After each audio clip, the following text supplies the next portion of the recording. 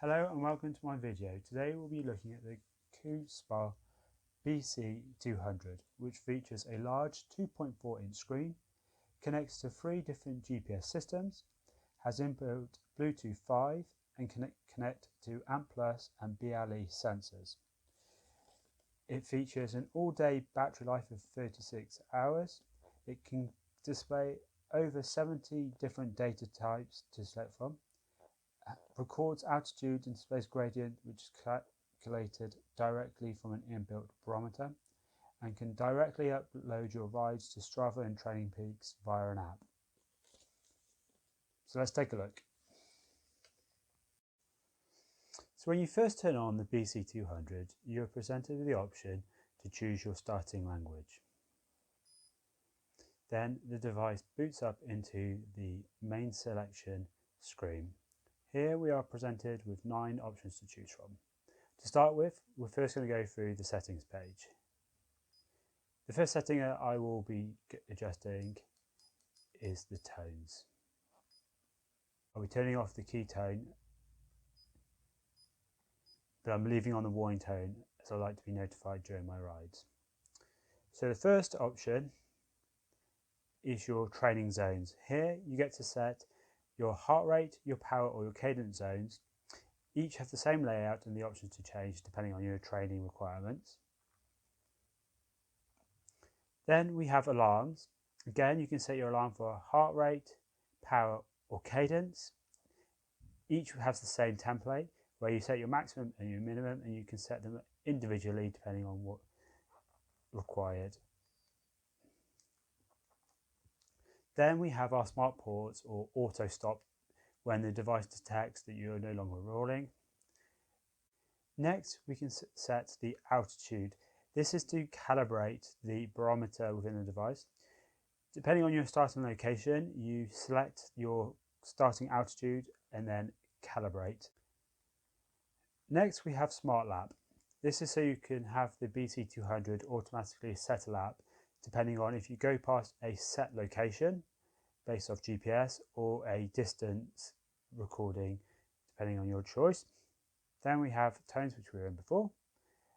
Backlight, here we can either have it set to never, auto or timed out function, and then the desired brightness of 0 to 6. Next we have night mode.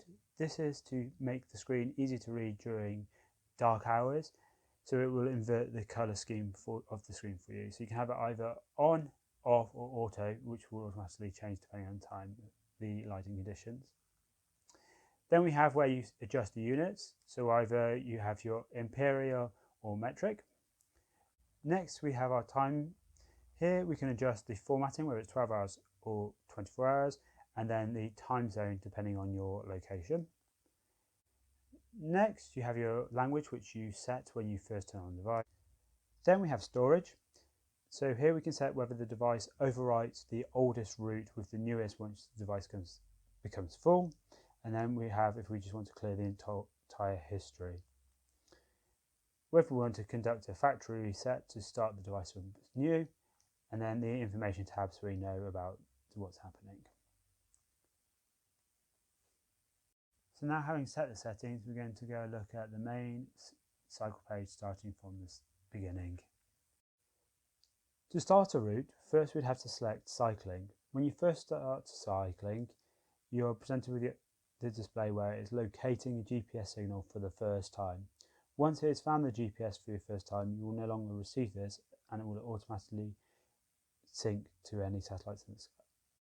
As I am currently indoors, it is unlikely a GPS will be found, so I will cancel this and go and connect it outside and return. Once the BC200 is connected to a GPS, you are presented with the following screen. Here you can see all the data fields that you can select. This screen is fully customizable and we will cover this later. Here, whilst riding, you are shown your GPS signal, your current time and your temperature, followed with the battery status. Along the top here, the sensors that you are connected to are displayed. When they're connected, their icon stops flashing.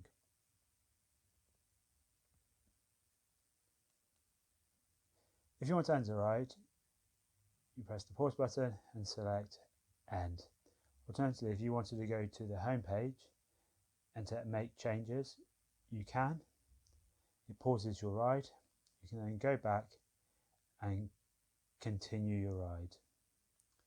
To end, you'd select end.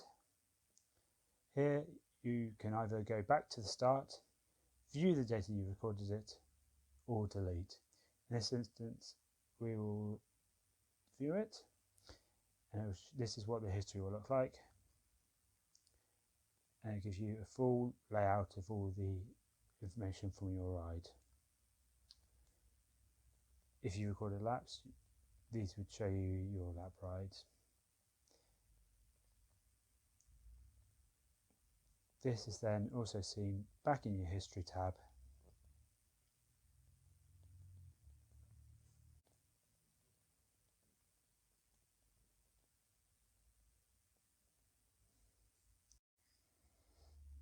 The next page is tables.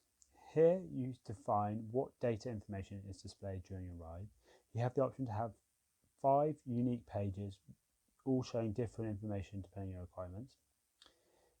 In the data config, you have the option to have the pages cycle either manually, so you press a button to go to the next page, or every so many defined seconds, it will switch between each page depending on your configuration.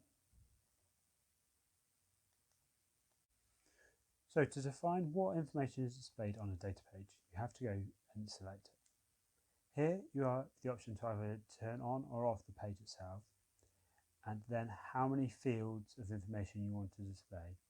You can display up to 9 and a minimum of 2. Then you're shown this grid below.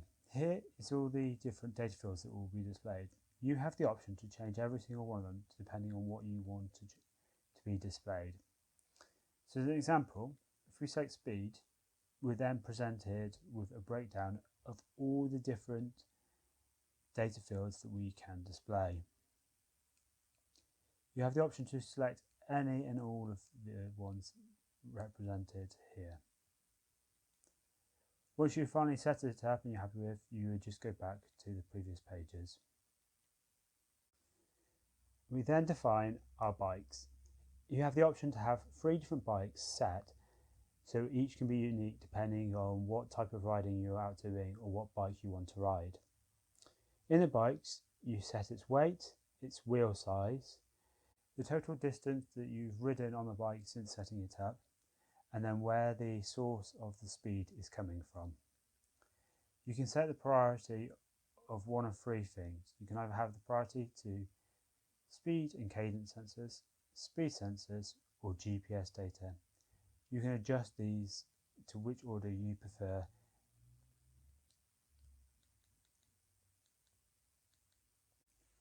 Now we're going to look at the user. In the user, you set your gender, your age, your weight, and your height.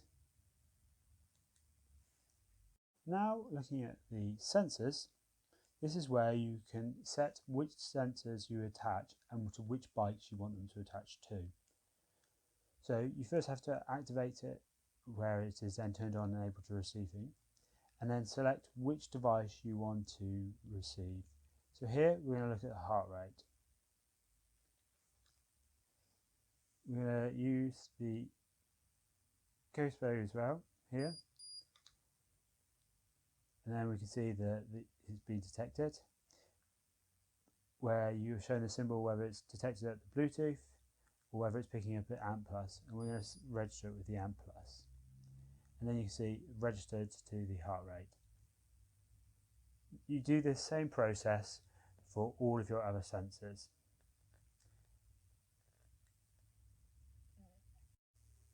Next is the history tab. Here all your previous rides are listed in chronological order. If you open them up, you get to view all the details. These are your averages and max, the move time and distance of your ride, as well as other information. You can also view lap data, or delete the ride from your device if you wish to. Then we look at the sync options. You have the option to connect to USB, where you can manually upload your fit files to your computer and then up to your chosen service to display, or via Bluetooth, where you can connect to the XOSS app, where you can automatically upload to Strava or TrainPeaks and view all your ride statistics. The next field is your GPS.